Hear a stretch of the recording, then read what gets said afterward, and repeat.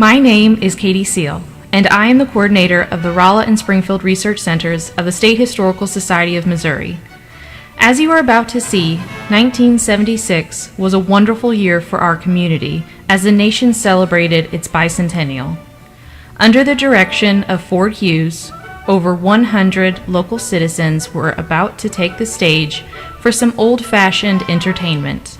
Here, Cordell Watson, chairman of the St. James Bicentennial Committee, can be seen welcoming visitors from the Rolla and St. James area. Cordell is followed by the chairman of the Steelville Bicentennial Committee, Louise Dowler.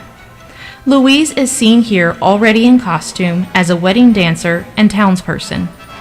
And finally, Ford Hughes, the regional manager of the James Foundation, takes the opportunity to welcome the entire audience to Maramec Spring Park for this reenactment of the fascinating history of the James family. Please enjoy this presentation of the rise and fall of Maramec Ironworks.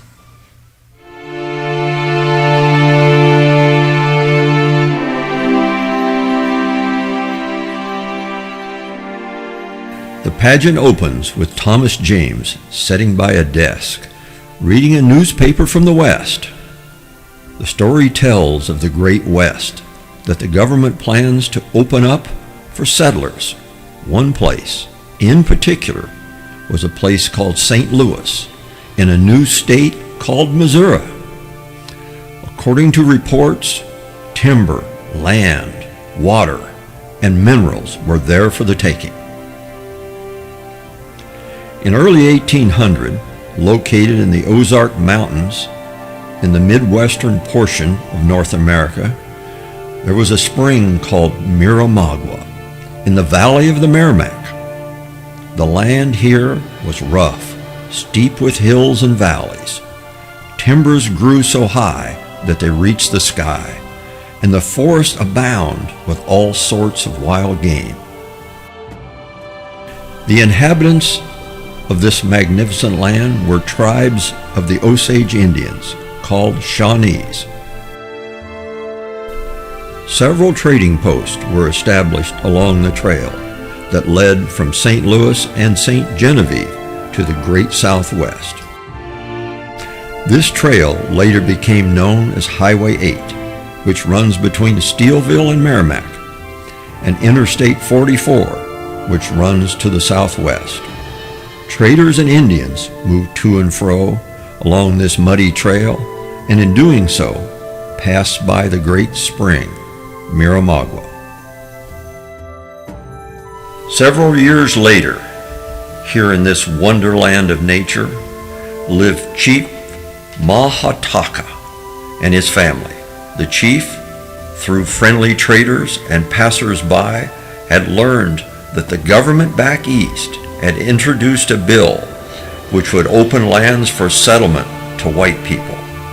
If the bill was passed in the Great Congress, the chief would be forced to move his family to Kansas Territory or to a possible reservation somewhere to the south. Powwows were called for among the Shawnees to discuss this important factor and political situation. After hours of discussion, Chief Mahataka and his family were elected to travel with other representatives to the Great Congress in Washington to protect the lands the Indians called home.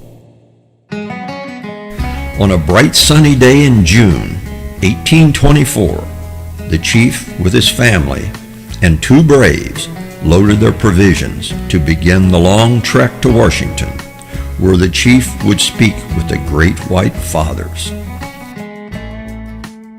After 20 days of traveling over steep trails and crossing many rivers, Chief Mahataka and his tired group looked for a place to rest and to find food.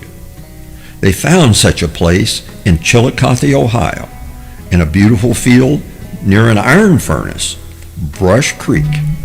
This land and furnace was owned by a prominent banker, Thomas James. On this spot, the chief and his delegates would rest for several days. Mr. James came upon the scene and demanded to know why these strange-looking people were camped on his property. James asked, "What is the paint on your skin made from?" The chief replied, "Paint comes from the earth, not far from Maramec, near our home. Paint rocks are found on top of the ground." James asked if he could examine the paint on the braves and the children. Upon examination, Mr. James recognized that the paint was hematite and limonite, ore of the highest grade and quality. Thomas James told the chief he would send Samuel Massey, his superintendent of the Rapid Forge Furnace near Chillicothe, Ohio. Massey was to survey and make decisions on the potential new venture. When Massey arrived at Maramec, he could hardly believe his eyes when he saw the outcroppings of rich iron ore, ample water power, and hardwood for charcoal. Mr. Massey was anxious to see the area that the Indians had told Mr. James about. Chief Mahataka told his followers the bad news. They must travel to new homelands in the Southwest. Samuel Massey said, "Here we will build an ironworks. We will not call it Maramec Ironworks because Maramec is an Indian name for catfish. We will use my name and call it Massey's Ironworks. We will build a community. I shall return to Chillicothe and tell Mr. James of the magnificent and valuable discovery. And in my absence, those of you who wish to remain and become part of this great frontier enterprise will begin cutting timber and building homes, making preparation for a coal blast furnace powered from the water of the spring." Samuel Massey was glowing with happiness when he explained to his men that their job was just about over and that they would start mining as soon as the forebay, water wheels for the trip hammer, the tub blower, the spring race, and the refinery forge areas are completed. They had pig iron orders to fill and orders for domestic supplies like forged skillets, plowshares, wagon wheel irons, and iron bands for ornamental work. On this fateful day in April 1829, Massey's Ironworks became known over the countryside as a major iron producer. So life was not all hardship and work, especially on Saturday nights. As the years went by, Thomas James heard many stories about the new ironworks. He had not known the excitement of the growing village. Much of the news had been bad, causing him to worry and to further his problems. He had lost control with his foreman and partner, Samuel Massey. Fires were indeed a common problem, as well as the looseness among employees. However, all hands, drunk or sober, made an effort to suppress fires at the furnace and the charcoal house and remain good employees for Samuel Massey. In 1843, Mr. James had decided to send his son, William James, to solve these problems and perhaps take over the mill and the total operation. Samuel, looking very sad, turns to people of Maramec Village and said, "I have bad news and good news. My partner, Thomas James, no longer feels we are doing a good job of running his ironworks, and he is sending to join us his eldest son, William James, who will arrive in the next few days. William will be accompanied by his two younger brothers, Anvil, who is 19, and Lewis, who is 17. After 3 years of troublesome management problems and unfriendliness between Massey and William James, William was determined to dispose of Samuel Massey in any manner he could. James told Massey that he was to leave for Chillicothe and that he hoped Massey would sell his 1/3 interest to him or his father. Massey was accused of mismanagement and plotting to take over the works. The rolling mill had failed badly due to miscalculations on Massey's part. So in April 1846, William James rode off to Chillicothe. He warned Massey to prepare to leave upon his return. After a period of 20 days on the trail, William James arrives in Chillicothe, where he meets his father. Thomas James says to William, "Sit down, my boy, and tell me about my sons and all the troubles that you encountered at the ironworks. Why does the ironworks not show a profit after these 20 years of operation?" William James tells his father of all the troubles, the flood, the fires, the crew working conditions, and all the poorly managed operations by Samuel Massey. "We must buy out Samuel Massey, reorganize the works, and you take over as the ironmaster." William James, elated, jumps up, clasped his father's hand, and said, "This is a decision you shall never regret." Thomas James turned to his son and said, "You should get some rest, and above all, visit your hometown girlfriend, Lucy Ann Dunn. She still shows an interest in you, son." William James, foreseeing many hardships on the way and knowing the poor living conditions at the ironworks, told his future wife these things, fearing she would change her mind. But she didn't, and they began to discuss what they would do for a home once they arrived at the works. Plans were made at that moment for the construction of the ironmaster's home, which would be built in the center of the ironworks, overlooking the center of the valley. It would be called Minnewakan, an Indian name meaning mysterious waters. This home would become the James honeymoon cottage and the home in the valley of the Maramec. After a huge wedding that Chillicothe still remembers, William James and his bride loaded their gifts and supplies into wagons and bid their friends goodbye.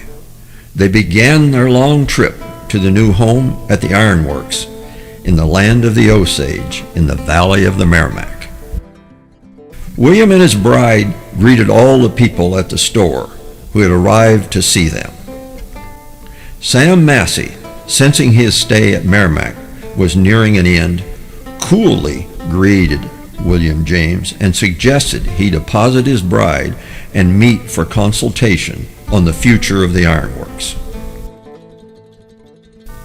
Upon instructions from his father, William James offered Massey $20,000 for his 1/3 interest if he would leave the ironworks entirely, leaving his plans and technical layouts that he had made while there. He would be paid $6,000 per year. On the 3rd year, the balance would be paid in full. Mr. Massey agreed and said he was sorry he couldn't work out the problem, but he had been on the frontier too long. He accepted the agreement and bid the James brothers goodbye. Massey left for St. Louis, where he worked for several years. William James announced that the organization could be called Maramec Ironworks Company. No longer would the name Massey be applied to the works. From this day forward, the name Maramec was used as a geographical location in Missouri. In 1847, William and Lucy had a son, which they named Thomas, after William's father. William couldn't be happier. He was indeed king of the Maramec Valley, a proud father, and a great future ahead with this wonderful land. At this time, the Methodist circuit rider was very much opposed to the activity at the Maramec Ironworks and set about trying to change the living habits of the James employees, who were practically owned body and soul by William James. The circuit rider confronted Mr. James with great oratory on the Bible and religious rights. In doing so, he angered Mr. James to the point of expulsion. At this point, Mr. James wrestled the preacher to the ground in front of the store and gave him a licking and sent him on his way. Everyone cheered and returned to their merrymaking. A short time later, William James received a letter from John G. Dunn, William James's lawyer in Ohio, stating that Thomas James had died. The will was probated to indicate that William James had left the entire ironworks, providing he would pay all their heirs and relatives items of value. William James did this and became sole owner and ironmaster of the then famous Maramec Ironworks. At the beginning of the Civil War, William James had achieved his goal. He owned the entire works valued at nearly $300,000. With a new furnace in operation, William James took inventory of his holdings in the community of Maramec and decided with Lucy that there must be a bigger school for the children. So a larger school was built just south of the store and office building. A search in the valley's outlying settlements around Maramec produced a young lady by the name of Phoebe Apperson, who had taught for James in 1848. Later that summer, Mr. George Hurst visited Maramec to purchase iron products. While there, he met, and shortly thereafter, proposed marriage to Phoebe Apperson. He took her to California to his home. As years went by, Phoebe Apperson Hurst became the founder of the Parent Teachers Association, or PTA. With war clouds forming in the East, William James stepped up political activity to cement his position with both the North and the South, with hopes of selling iron to both sides. He formed a non-partisan militia and released the only slave he had. In mid-1862, U.S. troops pulled into Maramec and were received with open arms. William James met them at the store to make a deal. James was pleased with the outcome, as he was able to keep all employees of the ironworks from serving with the U.S. forces, providing he would supply ammunition in the form of cannonballs, wagon wheels, and rims for the U.S. Army at Fort Wyman in Rolla. In 1863, William James furthered his alliance with both sides by permitting troops to travel to Maramec and to camp. James provided them with supplies, clothing, food, ammunition, and other iron products. Progress in our great nation was occurring at an unbelievable rate. Standing on the platform decorated in red, white, and blue are Mr. Kolb from the Atlantic and Pacific Railroad and Ellis G. Evans, a local politician and carpenter. Ellis G. Evans indeed gained in stature. He was elected to the Missouri State Senate in 1866, just after the Civil War, and proceeded to achieve a notable career in the Missouri House of Legislature. William James now had reached a peak in development of the frontier iron enterprise. The Civil War had caused iron sales to skyrocket, and William James took advantage of the bristling economic times. However, dark days lay ahead. James's efforts only tended to seal his doom as a frontier iron maker. The arrival of the railroad in St. James began the change of course for the ironworks. Dave Carson had been hired to manage the works, and a new home was built for him. William James spent less and less time at the works. Most of his time was spent in St. Louis, Springfield, and now the new town of St. James. In 1864, James held a meeting with his brothers Anvil, Lewis, and Edward, where they laid plans for construction of warehouses, woolen mills, and a magnificent home in St. James. None of these men could see anything but success for St. James. From 1864 to 1869, expensive expansion took place in St. James.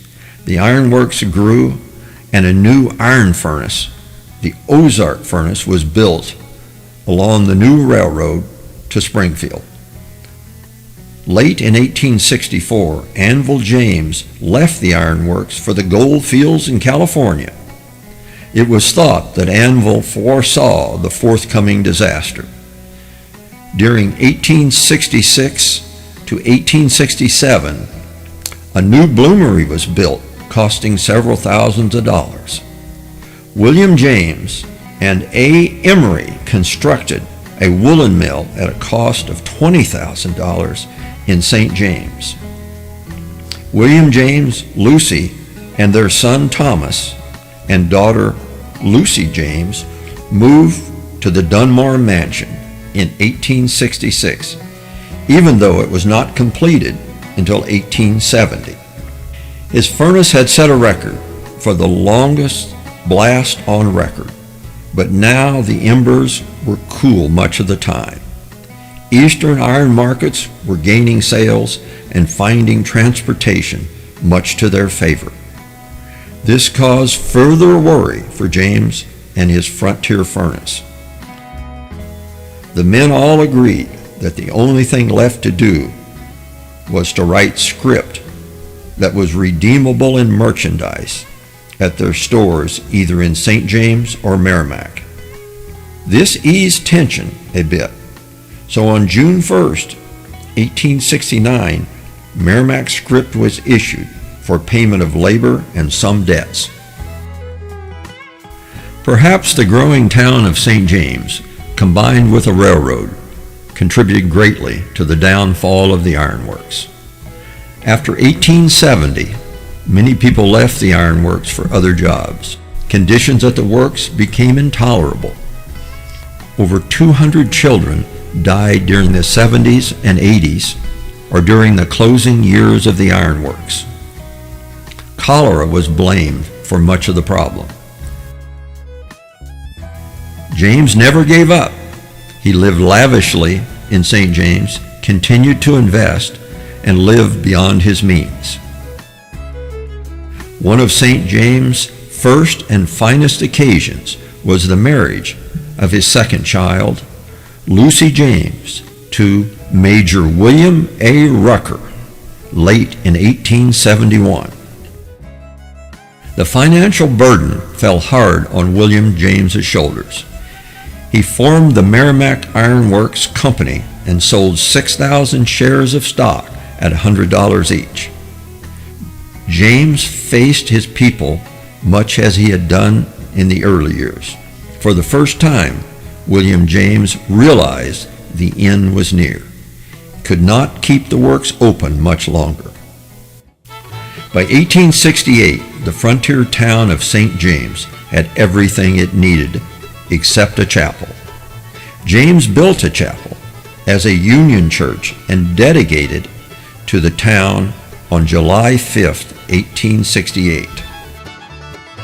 Production was not the problem of William James. The demand was gone for iron. More modern methods were now available that were efficient and more affordable than James' antiquated methods of making pig iron. James had not seen this. Instead, he used speculation into land and properties. With great sadness, William James closed the bloomery at Maramec on August 28, 1875. In February 1878, William James declared bankruptcy.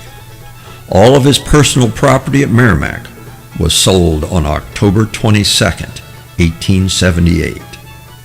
The Ozark Furnace property sold on October 29th, and on September 30th, 1879, James was given notice to vacate his mansion called Dunmore.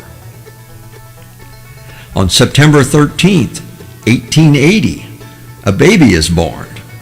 Thomas presents his daughter to his father and mother and asks, "What shall we call her?" James said she must carry the name of Lucy in memory of his beloved wife, Lucy, who for so many years had provided him with a strong shoulder and wise leadership. After her father died, Lucy spent more time with her relative, R.G. Dunn, and other Dunns in New York. Her father's death left her a sizable estate, including the money he had received from R.G. Dunn and other Dunn relatives. Lucy grew to be a fascinating woman, beautiful and highly intelligent. Lucy learned to love her childhood heritage around St. James, and above all, Maramec Spring property. Lucy had read about and vaguely remembered her grandfather, whose efforts molded a life of thousands of people, and whose perseverance and frontier character helped build a new and wonderful country in mid-Missouri. Lucy purchased the Maramec Spring property in 1920 from the Maramec Park Company and set about trying to find ways to preserve or use the land that would follow her ancestors' wishes. She ran a great dairy herd, instituted poultry breeding for egg production, and grew timber to support the property during the Great Depression. Lucy became very ill in late 1937. She sat at her desk in her home, Cherry Neck, Rhode Island, and wrote her will. She expressed her wishes for perpetuation of funds from her estate. Lucy died in January of 1938. However, her memory lives on, as does the memory of her pioneering grandparents, William and Lucy James. Sometime in the 1930s, Lucy wrote in her will these words regarding the preservation of Maramec. My reason for purchasing the tract was that it's a spot of great natural beauty, which has been in the possession of my family for generations, and through our permission has been used by the public under such regulation and supervision as to ensure that the public shall be seemly and shall not mar the natural beauty. I wish to continue such permissive use and to keep the natural beauty unmarred, as this is considered to be the most beautiful spot in Missouri. It's my great hope that you will arrange that it may ever be in private, considerate control and ever open to the enjoyment of the people. I decided to leave the major part of my estate in trust to the New York Community Trust. I wrote to its board of directors about Maramec, so in 1941, the James Foundation was formed by the New York Community Trust to provide the guidance and leadership required to keep Maramec forever associated with the James name.